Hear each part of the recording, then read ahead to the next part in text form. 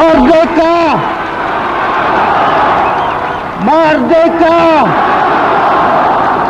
Merdeka! Merdeka!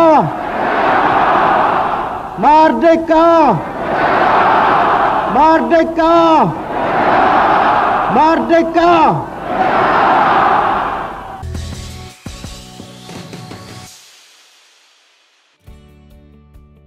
Hai semua, selamat datang ke Syarah Masan Channel, platform perkongsian tips bahasa badan dan psikologi untuk kejayaan dan kebahagiaan. Sempena lagi beberapa jam, kita akan menyambut Hari Kebangsaan. Topik kita kali ini juga adalah berkait tentang bahasa badan dan sejarah kemerdekaan negara kita. Yang mana topik yang akan saya kongsikan dalam video kali ini ialah apakah maksud tangan Tunku Abdul Rahman ketika melaungkan kalimah merdeka? Seperti yang mungkin kita pernah lihat, sama ada melalui video ataupun melalui gambar, Tunku Abdul Rahman melaungkan kemerdekaan pada 31 Ogos 1957 dengan tapak tangannya terbuka. Tapi tahukah anda yang mana Tunku Abdul Rahman juga pernah sebelumnya melaungkan kalimah merdeka ini pada tahun 1956. Cuma kali ini tangan beliau digenggamkan. Nak tahu? Jom pakat dengar. Pada tahun 1956, Tunku Abdul Rahman bersama dengan delegasi kemerdekaan telah berangkat ke Britain untuk mendapatkan kemerdekaan daripada pihak British. Mereka berangkat ke sana selepas Tanah Melayu telah membentuk kabinet melalui pilihan raya persekutuan pertama pada tahun 1955. Jadi pada 20 Februari 1956, Tunku Abdul Rahman dan juga delegasi ataupun dikenali sebagai rombongan kemerdekaan ini telah tiba di Padang Bandar Hilir untuk mengumumkan keputusan hasil rundingan bersama pihak British. Jika kita dengar dari nenek moyang kita mengenai sejarah kemerdekaan negara kita, boleh meremang bulu roma. Mana taknya pada masa tu semua orang berdebar-debar menantikan apa keputusannya, berjaya atau tidak rundingan yang telah dibuat. Tapi alhamdulillah, Tunku Abdul Rahman bawa perkabaran gembira. Tunku Abdul Rahman telah melaungkan kalimah merdeka sebanyak 7 kali di hadapan lebih 100,000 orang di Melaka Bandaraya bersejarah. Yang mana dalam peristiwa ini, Tunku Abdul Rahman telah melaungkan merdeka sambil tangannya digenggam erat.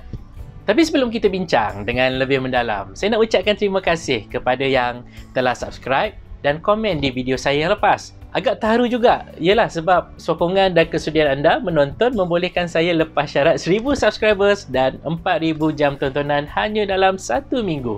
Really appreciate that. So, bagi yang baru sampai ke channel ini, jom subscribe, komen, like dan share video ataupun channel saya ini supaya ramai yang boleh mendapat maklumat daripadanya.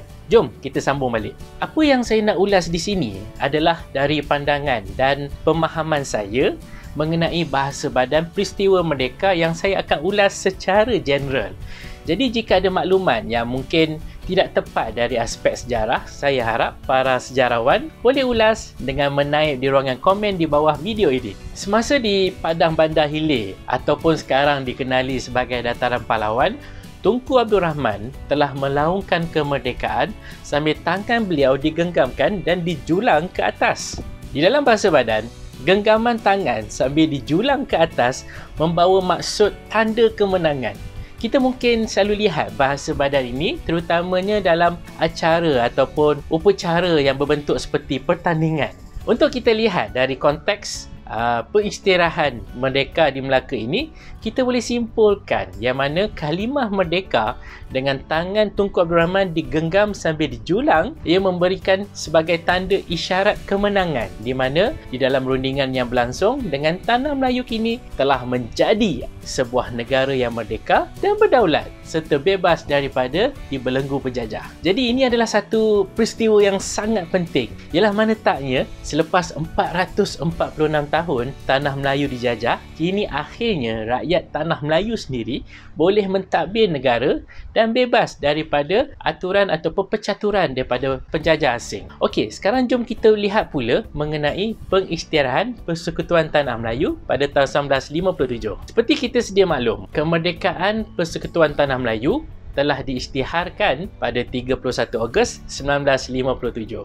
Upacara pemasyhuran kemerdekaan ini berlangsung di Stadium Merdeka dengan disaksikan lebih 20,000 orang, termasuklah Raja-Raja Melayu, tetamu-tetamu khas dari luar negara, anggota-anggota Kabinet Kerajaan Persekutuan dan juga rakyat jelata. Di dalam peristiwa ini, Tunku Abdul Rahman telah melaungkan kalimah merdeka sebanyak 7 kali juga. Cumanya, ketika laungan merdeka dibuat, Tunku Abdul Rahman telah menjulang tangannya ke atas dan dilihat tapak tangannya terbuka.